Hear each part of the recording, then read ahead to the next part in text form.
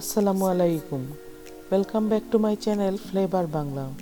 শীতের এই মৌসুমে আজকে আপনাদের জন্য শেয়ার করছি সুজি দিয়ে তৈরি রসভরি পিঠা।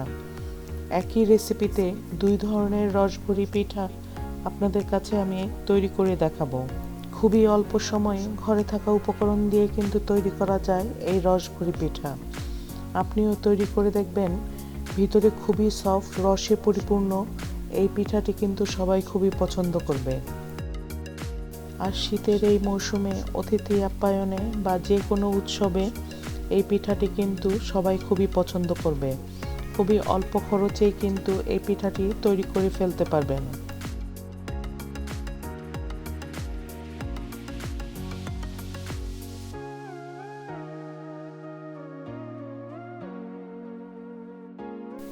অনুরোধ রইল রেসিপিটি শুরু থেকে শেষ পর্যন্ত দেখবেন এবং আমার চ্যানেলটিকে সাবস্ক্রাইব ও শেয়ার করে রাখবেন।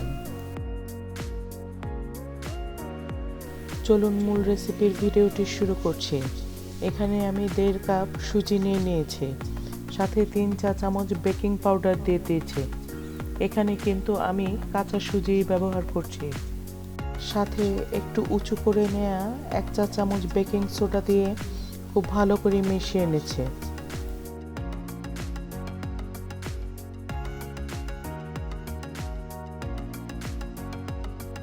এবার আলাদা একটি বাটিতে 5টি ডিম নিয়ে নিয়েছি, সাথে 1 চিমটির মতো লবণ দিয়ে দিচ্ছি। তারপর সাথে 5 টেবিল চামচ চিনি দিয়ে খুব ভালো করে মিশ্রণটি মিশিয়ে নিচ্ছি। চিনি গলে যাওয়ার আগ পর্যন্ত ডিমটি ভালোভাবে ফেটে নিতে হবে।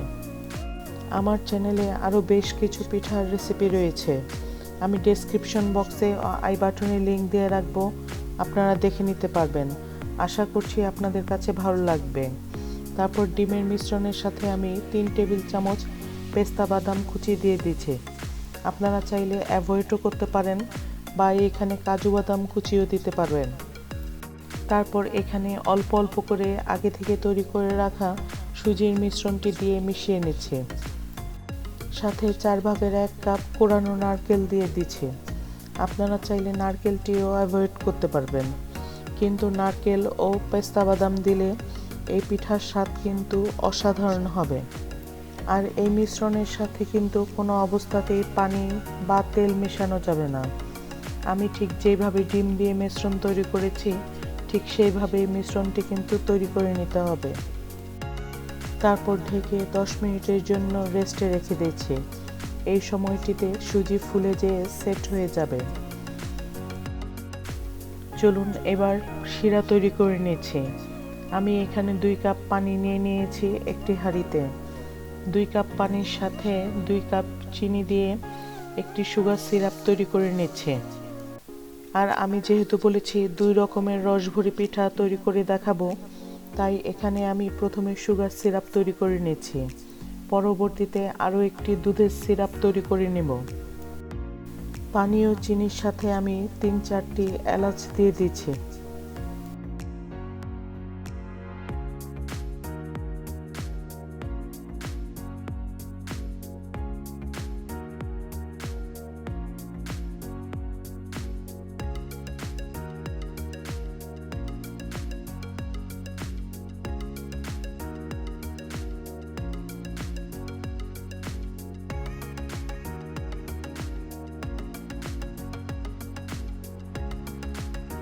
এই সুগার সিরাপটি কিন্তু 1 তার বা 2 তারের শিরা তৈরি করতে হবে না, শুধুমাত্র পানি ফুটিয়ে নিলেই হবে, পাতলা শিরা তৈরি হবে। তারপর 1 চিমটি জাফরান দিয়ে দিচ্ছি। আপনার হাতের কাছে থাকলে জাফরান ব্যবহার করবেন, তা না হলে স্কিপও করতে পারবেন। এবার এখানে আমি দুধের সিরাপটি তৈরি করে নিচ্ছি। এখানে 2 লিটার দুধ নিয়ে বয়েল করে নিচ্ছি।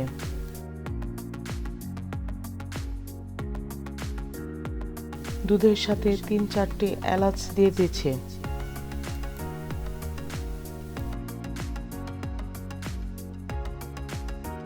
তারপর দুধটি একটু কুসুম গরম হয়ে আসলে অল্প অল্প করে 2 কাপের মতো চিনি দিয়ে দিচ্ছি।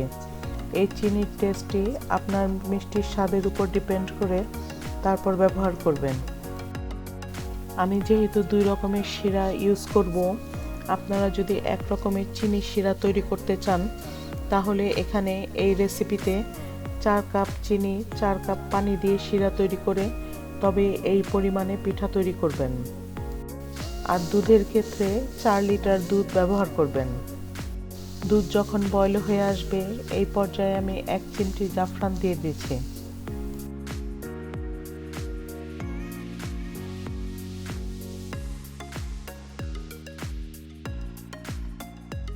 তারপর এখানে দুধের সাথে 1 টেবিল চামচ ঘি দিয়ে দিচ্ছি। এই ঘিটা আমার নিজের তৈরি করা। ডেসক্রিপশন বক্সে ও আই বাটনে লিংক দিয়ে রাখবো, আপনারা দেখে নিতে পারবেন। খুবই অল্প খরচে ঘরে কিভাবে দানাদার ঘি তৈরি করতে হয় তার পারফেক্ট রেসিপি আপনারা পেয়ে যাবেন। তারপর একটি কড়াইতে তেল গরম করে নিয়ে হাত দিয়ে ছোট ছোট করে সুজির পিঠাগুলো দিয়ে অল্প আঁচে ভেজে নিচ্ছি। এই সময় চুলার তাপটি কিন্তু মিডিয়াম টু লো হিটে থাকবে। এই পিঠাগুলো এর চেয়ে ছোট করে দিলেও কিন্তু আপনারা ভেজে নিতে পারবেন, তবে এর চেয়ে বড় করে দিলে কিন্তু দেখতে ভালো লাগবে না, কারণ শিরাতে ডুবে যেয়ে এই পিঠাগুলো কিন্তু দেখতে অনেক বড় হয়ে যাবে। আমি সবসময় চেষ্টা করি আমার চ্যানেল থেকে সহজ, মজাদার ও আকর্ষণীয় রেসিপিগুলো আপনাদের জন্য শেয়ার করার জন্য। কিভাবে একটি রেসিপি পারফেক্টভাবে তৈরি করা যায় এবং স্বাদে গুণে অনন্য হয় সেই চেষ্টাই করি। ডেসক্রিপশন বক্সে আমার চ্যানেলের ফেসবুক পেজ ও গ্রুপের লিংক দেওয়া আছে, আপনারা লাইক দিয়ে রাখবেন, তাহলে সহজেই আপনাদের কাছে আমার রেসিপিগুলো পৌঁছে যাবে। পিঠাগুলো হালকা লাল করে ভেজে নিয়ে সরাসরি চিনি শিরাতে দিয়ে দিচ্ছি। এই সময় পিঠাগুলো গরম থাকবে এবং চিনি শিরা কিন্তু ঠান্ডা থাকবে, তাহলেই কিন্তু পিঠাগুলো চিনির শিরাটি শোষণ করে নিতে পারবে। এইভাবেই পিঠাগুলো 2 ঘন্টার মতো শিরার মধ্যে ডুবিয়ে রেখে দেব, তারপর পরিবেশন করব। এবার বাকি পিঠাগুলো ভেজে নিচ্ছি। এই পিঠাগুলো আমি দুধের শিরাতে ডুবিয়ে রাখবো।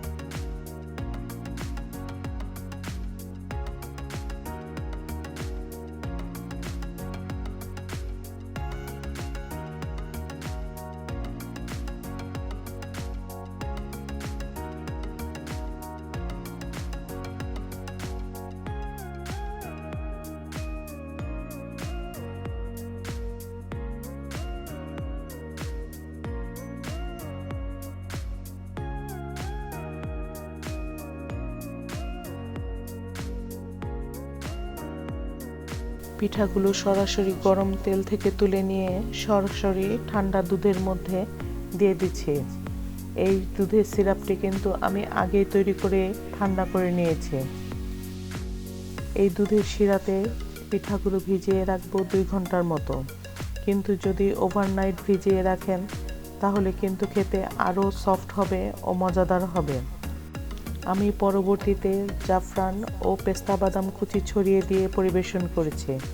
এই পিঠাগুলো কিন্তু এখন পরিবেশনের জন্য পুরোপুরি তৈরি। আমি 2 রকমভাবে এই রসভরি পিঠাগুলো আপনাদের কাছে তৈরি করে উপস্থাপন করলাম। আপনাদের কাছে যেভাবে সহজলভ্য মনে হয় ও সহজ মনে হয় সেভাবেই আপনারা তৈরি করে নিতে পারেন। তবে আমার কাছে মনে হয়েছে দুধের সিরাপে ভেজানো যে পিঠাটি, সেই পিঠাটি কিন্তু খেতে বেশি মজাদার হয়েছে। আজকের ভিডিও রেসিপিটি যদি আপনাদের কাছে ভালো লেগে থাকে তাহলে প্লিজ আমার চ্যানেলটিকে লাইক, সাবস্ক্রাইব এবং শেয়ার করে দিবেন। আগামীতে ভিডিওর নোটিফিকেশনের জন্য পাশে থাকা বেল আইকনটিতে ক্লিক করে অল অপশনে ক্লিক করে রাখবেন, তাহলে নতুন ভিডিও আপলোড হওয়ার সাথে সাথে আপনার কাছে রেসিপির নোটিফিকেশন পৌঁছে যাবে। আজকের মতো এখানেই শেষ করছি। সবাই ভালো থাকবেন, সুস্থ থাকবেন। আল্লাহ হাফেজ।